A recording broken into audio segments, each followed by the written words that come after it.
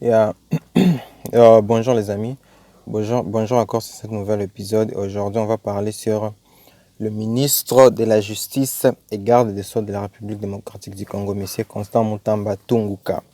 On va plus se focaliser sur sa personne parce que je ne pense pas aujourd'hui que beaucoup de jeunes au pays, beaucoup de patriotes comprennent l'importance de cette personnalité. Tu vois, au Congo, depuis l'indépendance du pays, on est toujours habitué à cette culture de politique, des mafiateurs. Les gens qui viennent au pouvoir, ou bien les gens qui sont élus au pouvoir, ou bien les gens qui ont été toujours au pouvoir, qui ont cette culture de nous dire des choses qu'elles ne réalisent jamais. Donc leur politique est basée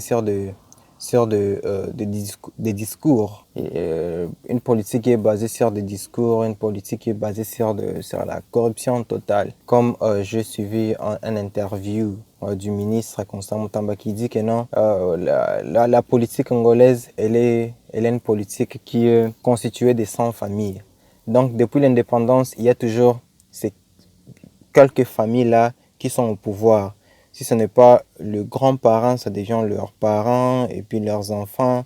Ou bien s'ils veulent élargir un peu, c'est leurs oncles, c'est leurs cousins qui sont au pouvoir des côtés. Et ça, on parle de quoi? Du pouvoir public tant que privé. Donc c'est essentiellement des mêmes personnes, des mêmes prénoms qu'on voit sur les journaux, essentiellement des mêmes familles qui sont au pouvoir depuis l'indépendance. Cette manque d'égalité, cette manque de justice fait en sorte que, ou bien cette manque de démocratie en question fait en sorte que le pays continue toujours à aller de médiocre en médiocre. Alors, on va se focaliser sur cette personne de Constant Mutamba parce que lui, c'est un révolutionnaire. Lui, c'est une personne qui est liste. C'est une personne qui, au moins, depuis qu'il est au pouvoir, il dit des choses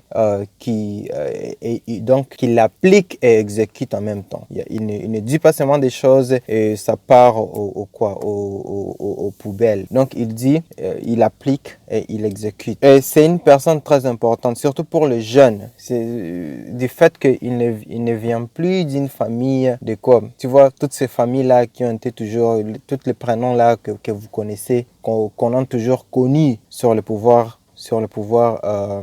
de la République démocratique du Congo et qui ne font rien parce que le pays est toujours en temps continue toujours à aller en médiocre et en médiocre.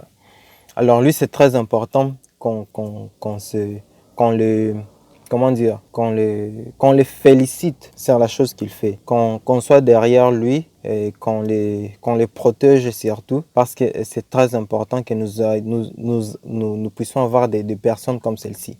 Parce que je peux vous assurer, si au Congo aujourd'hui, si parmi le gouvernement ici de 2024 qui a été élu, si seulement on pouvait avoir 4 ou 5 ministres de la sorte, comme Constant Mutamba, qui disent des choses et ils poursuivent, ils exécutent leur travail avec toute honnêteté et patriotisme, je vous assure que le Congo va changer. Par toutes ces autres-là, ministres, soi-disant ministres, ils n'ont jamais été patriotiques. Ou bien s'ils étaient, pas comme celui-ci, comme celle que nous voyons, celui qui veut combattre à tout prix la corruption en République démocratique du Congo, qui veut à tout prix chercher à trouver une forme d'égalité au sein des gens qui sont au pouvoir et aux gens qui ne sont plus au pouvoir. Parce qu'on a toujours cette culture-là au Congo que la justice n'a jamais été égale. Donc, il faut que tu puisses avoir des connexions, il faut que tu puisses avoir l'argent pour avoir de la justice au Congo. Une personne d'avérage, donc une personne, c'est quoi l'avérage en français? Donc, une personne, c'est quoi average? Donc, une personne average, j'espère que c'est un mot français. Lui n'a jamais eu de justice au Congo. Il faut que tu puisses avoir d'un certain standard là pour qu'on puisse pour qu'on puisse pour que tu puisses avoir de la justice au Congo. C'est ça. C'est pourquoi nous avons besoin de ministres comme ça, de personnalités qui sont dans la politique comme de la sorte, qui vont aider en sorte que nous puissions voir de l'égalité au sein de la justice au Congo et au sein aussi de tout le monde. Ok, pour ceux qui ne connaissent pas Monsieur Constant Mutamba, on va essayer un peu d'aller sur son profil pour voir un peu de son passé, sa personne et tout. Donc, vous pouvez aussi trouver ces informations que je vais vous dire sur le site officiel du ministre de la Justice et des Sceaux de la République démocratique du Congo, que je vais mettre le lien sur la vidéo aussi. Sur son profil, ici on dit que non, ils sont gradués avec mention distinction en droit public à l'université protestante au Congo, licencié avec mention distinction en droit public à l'université protestante du Congo et master en droit des l'OADA, je pense que c'est l'OADA, l'université protestante du Congo, master en gestion du droit de l'entreprise de l'université Liège et de l'Institut supérieur de commerce avec mention distinction aussi, et thésard en droit public de l'Atlantic International University, Hawaii aux États-Unis. Pour son expérience professionnelle, en janvier 2019, il était élu président des étudiants de l'Université protestante au Congo, UPC, et premier vice-président des étudiants du Congo, REC. En janvier 2013, il est nommé assistant du gouverneur de l'ex-province orientale, Jean Saïdi Bamanissi. En avril 2014, il crée le mouvement citoyen Nouvelle Génération pour l'émergence du Congo, NOGEC. En décembre 2016, initiateur de l'opération Sifflet pour signifier la fin du second mandat de l'ex-président Kabila, il sera enlevé et torturé. En mars 2017, quand on dit que non, il était enlevé et torturé, c'est si vous suivez son parcours politique, tellement qu'il était jeune, il était un révolutionniste. Alors ses aînés, tu vois, c'est le même papa là, les mêmes vieux là du gouvernement, essayaient toujours de le casser à cause de ses principes et à cause de sa droiture pour qu'il ne puisse pas aller de l'avant. En mars 2017, il est désigné rapporteur du présidium du RASOP. En juillet 2017, il est nommé administrateur à la SCTP, ex-ONATRA. En mars 2018, il transforme la NOGEC en parti et un regroupement politique qui aligne les candidats aux législatives nationales et provinciales. En avril 2018, il est nommé par le durable Néhémie Mouilania, membre de la Task Force stratégique à la présidence. En mai 2018, il est désigné rapporteur du bureau politique du FCC. En juillet 2018, il est consulté par le président Kabila dans le cadre de la désignation du candidat dauphin à la présidentielle 2018. En novembre 2021, il cofonde la dynamique progressive révolutionnaire DIPRO, opposition républicaine, qui est sa partie politique, DIPRO. En décembre 2021, il délègue pour le compte de l'opposition politique un membre à la CENI qui a permis de compléter le bureau de débloquer le processus électoral. En juillet 2023, sous son leadership, DIPRO aligne plus de 420 candidats aux législatives nationales, plus de 1000 candidats provinciaux et plus de 300 municipaux. En août-décembre 2023, Constant Mutamba est désigné à l'unanimité par les chefs des partis de l'opposition républicaine comme candidat commun à la présidentielle de décembre 2023, dont il finit 5e sur 26 candidats à la course. Oui, il était bien sûr le candidat numéro 2, je pense, au présidentiel du décembre 2023. Et malheureusement, il avait échoué. Tu vois, c'est la même chose que je dis.